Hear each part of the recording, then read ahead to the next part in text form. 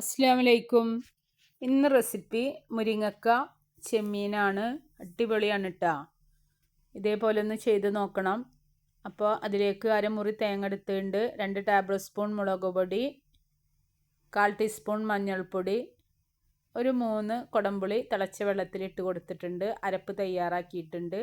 നല്ല പേസ്റ്റ് രൂപത്തിൽ തന്നെ അരച്ചെടുക്കണം. കുറച്ച് കൂടുതൽ മുരിങ്ങയ്ക്കയും ചെമ്മീനും എടുത്തിട്ടുണ്ട്. ചെമ്മീൻ ചെറുതാണെങ്കിൽ ഇതിലും ടേസ്റ്റാണ് കേട്ടോ. ചെറിയ ചെമ്മീനാണെങ്കിൽ നല്ല ടേസ്റ്റാണ്. വലുതാണ് കിട്ടിയിട്ടുള്ളത്. അപ്പോൾ ഒരു പാൻ അടുപ്പത്ത് വെച്ച് അതിലേക്ക് 2 ടേബിൾ സ്പൂൺ വെളിച്ചെണ്ണ ഒഴിച്ച് കടുക്, ഉലുവ, വേപ്പില ഇട്ട് കൊടുത്തിട്ടുണ്ട്. അതിലേക്ക് അരമുറി വലിയ തക്കാളിയാണ്, അപ്പോൾ അരയാണ് എടുത്തിട്ടുള്ളത്. ചെറുതാണെങ്കിൽ ഒരു തക്കാളി ഇട്ട് കൊടുക്കുക. അതിന് ശേഷം ഇതിലേക്ക് മുരിങ്ങക്ക ഇട്ട് കൊടുക്കുക. വഴന്ന് വരുന്നതിനേക്കാൾ മുന്നേ തന്നെ മുരിങ്ങക്ക ഇട്ട് കൊടുക്കണം. കുറച്ച് കൂടുതൽ എടുത്തിട്ടുണ്ട് കേട്ടോ. അതേപോലെ ഇതിൻ്റെ മുകളിലായിട്ട് തന്നെ ചെമ്മീൻ ഇട്ട് കൊടുക്കുക. എന്നിട്ട് കുടംപുളി തിളപ്പിച്ച വെള്ളം ഉണ്ടല്ലോ, അത് ഇതിലേക്ക് ഒഴിച്ച് കൊടുക്കുക കേട്ടോ. ആ വെള്ളത്തിൽ കിടന്നിട്ട് ഇത് വേവണം. അതേപോലെ തന്നെ 1/2 ടീസ്പൂണ് ഉപ്പ്, 1/4 ടീസ്പൂൺ മഞ്ഞൾപ്പൊടി, 1/4 ടീസ്പൂൺ മുളക് പൊടി ആവിയിൽ കിടന്നിട്ട് വെന്ത് കിട്ടണം. ഇതിൽ 1/4 ഭാഗം വെന്തതിന് ശേഷമാണ് നമ്മൾ അരപ്പൊഴിച്ച് കൊടുക്കുന്നത് കേട്ടോ. ഇതേപോലെ ഒന്ന് ഇളക്കി കൊടുക്കുക. അതിന് ശേഷം കുറച്ച് മഞ്ഞൾപ്പൊടിയും ഉപ്പ്, മുളക് പൊടി ഒക്കെ ഇട്ട് കൊടുത്തതിന് ശേഷം മൂടി വെക്കണം കേട്ടോ.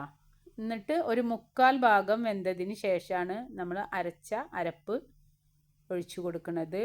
നന്നായി പേസ്റ്റാക്കിയിട്ട് അരച്ച് കൊടുക്കണം. ഇല്ലെങ്കിൽ നിങ്ങൾ പകുതി അരിച്ചതിന് ശേഷം പകുതി അരിക്കാത്തതും ഒഴിച്ചു കൊടുക്കട്ടോ. ഇത് മൂടി വെച്ചതിന് ശേഷമാണ് വേവിക്കേണ്ടത്. 1/4 ഭാഗം വെന്ത് കിട്ടിയിരിക്കണ് അരപ്പ് ഇതിലേക്ക് ഒഴിച്ചു കൊടുക്കണ്. നല്ല പേസ്റ്റ് രൂപത്തിൽ അരച്ച് കൊടുത്ത കാരണമാണ് ഞാൻ അരിക്കാതെ തന്നെ ഇതിലേക്ക് ഒഴിച്ചു കൊടുക്കുന്നത് കേട്ടോ.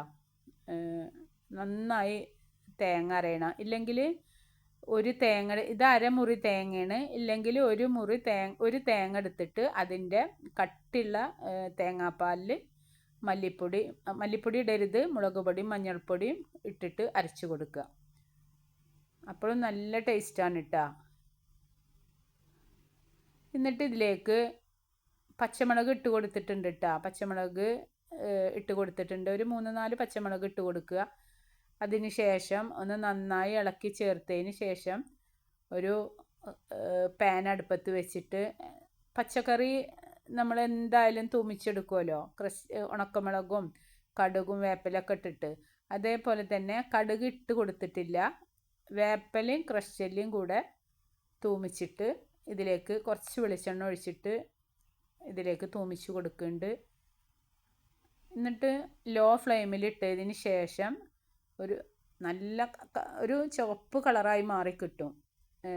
ഇതിൻ്റെ കറി തന്നെ നമ്മൾ ലോ ഫ്ലെയിമിൽ ഇട്ട് കൊടുത്താൽ അതിൻ്റെ വെളിച്ചെണ്ണ കൂറിയിട്ട് അതിന് ശേഷം വേപ്പിലയും ക്രഷ് കൂടിയിട്ട് ഇട്ട് കൊടുക്കുക.